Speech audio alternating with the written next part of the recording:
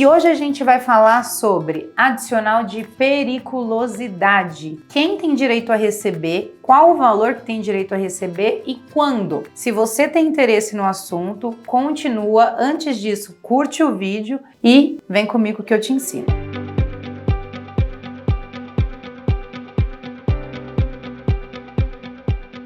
Para quem não me conhece, eu sou Aline Simões, sou sócia do escritório SM Advocacia Trabalhista, sou advogada pós-graduada em Direito e Processo do Trabalho e especialista em audiências e sustentações nos tribunais do trabalho. Hoje a gente vai falar então do adicional de periculosidade. Ele está previsto primeiramente no artigo 193 da CLT, onde faz jus ao adicional de periculosidade todo o empregado que estiver exposto a risco acentuado de vida, tá? Ou, quem quiser falar, de morte. Então, a grande diferença do adicional de periculosidade para insalubridade é que o adicional de periculosidade, o empregado, ele está trabalhando em um ambiente onde ele está exposto a risco, mas pode ser que ele nunca venha a sofrer esse risco, como ele venha a sofrer e possa morrer, tá? Então é justamente por isso que existe o pagamento desse adicional de periculosidade. Ao passo que o adicional de insalubridade,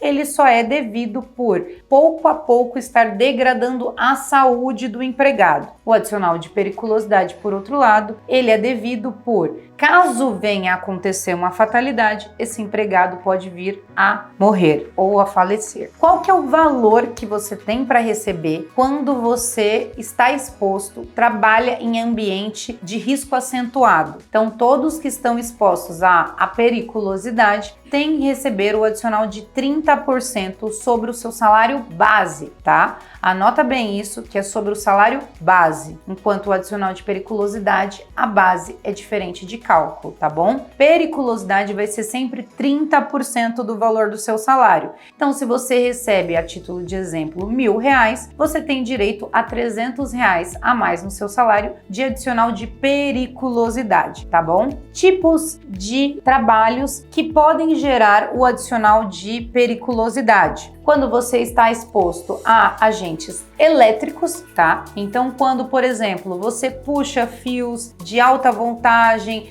quando você tem contato com esse tipo, por exemplo, câmara primária, que você entra em câmara primária, você tem direito ao adicional de 30%, que é o de periculosidade. Para quem trabalha em contato com explosivos ou inflamáveis, também tem direito a adicional de periculosidade. Contatos com explosivos e inflamáveis, pólvora, todo produto químico que em grande quantidade venha a explodir ou pegar fogo, também tem direito ao adicional de periculosidade. Vou dar um exemplo para vocês desses atendentes que trabalham em posto de gasolina. Eles têm direito ao adicional de periculosidade. Motoboys também fazem jus ao adicional de 30% de periculosidade, justamente porque eles trabalham com moto e a gente sabe que acidente de moto vem sim a tirar a vida de uma pessoa, seja ela trabalhador ou não. Outra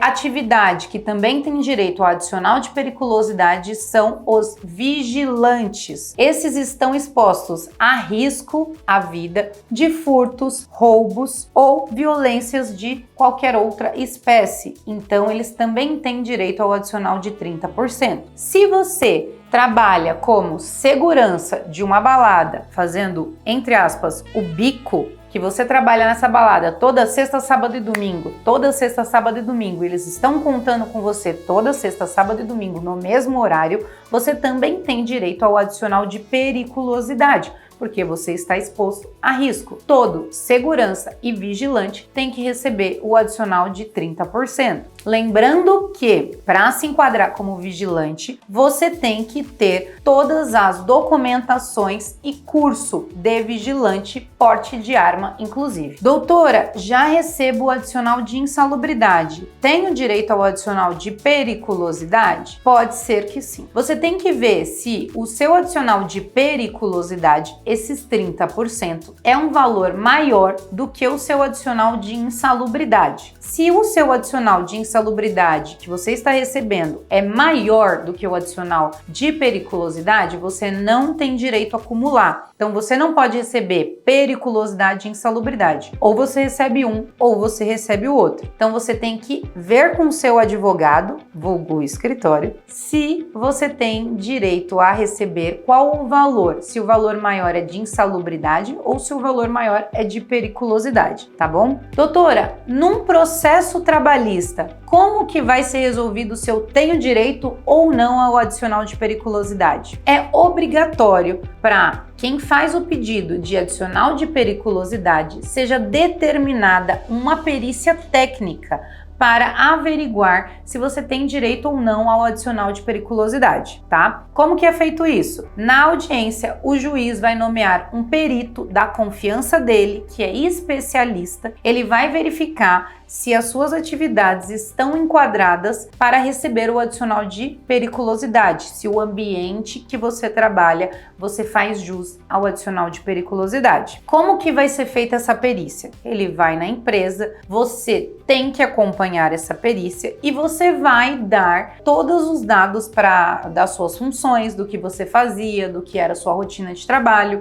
A empresa também vai contrapor esses pontos ou não e vai se concordar. E aí o perito que vai avaliar se você tem direito ao adicional de periculosidade ou não. Se o laudo der negativo, o que eu faço? Gente, quando um laudo em um processo judicial dá negativo, a gente tem a opção, obviamente, de impugnar esse laudo e falar que o entendimento do perito não está em conformidade com a jurisprudência ou com a realidade fática, a realidade do trabalho do empregado, e aí a gente vai produzir prova contrária a esse laudo na audiência, tá? Não significa que o laudo deu negativo, presta atenção nisso, não significa que o laudo deu negativo que você perdeu o pedido, significa que o perito entendeu que você não fazia jus ao adicional de periculosidade. Quem vai deferir o pedido ou não vai ser o juiz. E existem muitos casos em que o perito constata o adicional de periculosidade e o juiz afasta esse laudo. E tem muitos casos em que o perito fala que não faz jus ao adicional de periculosidade e o juiz defere o adicional de periculosidade ao empregado. Então, a perícia, na verdade, ela é uma prova,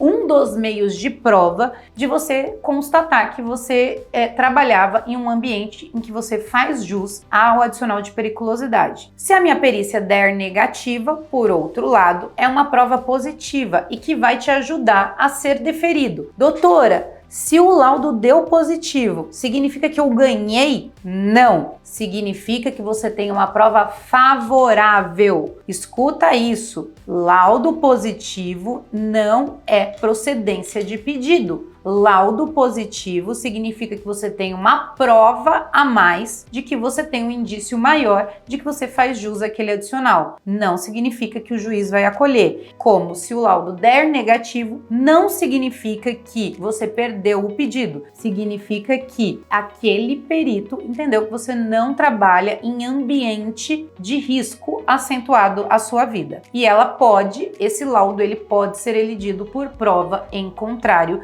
e por entendimento do próprio juiz. Sobre o adicional de periculosidade, acho que é isso. Se você acha que você faz jus ao adicional de periculosidade, se você trabalha com elétricos, se você trabalha com motocicleta, se você trabalha em contato com explosivos, você também tem direito a receber o adicional de periculosidade. No mais, são essas as considerações. Se vocês tiverem alguma dúvida sobre adicional de periculosidade, segue o Instagram do escritório, @SimõesMacedoADV, manda sua pergunta, segue o nosso canal aqui no YouTube, dá um joinha que a gente vai soltar também um vídeo sobre insalubridade. Muito obrigada, gente!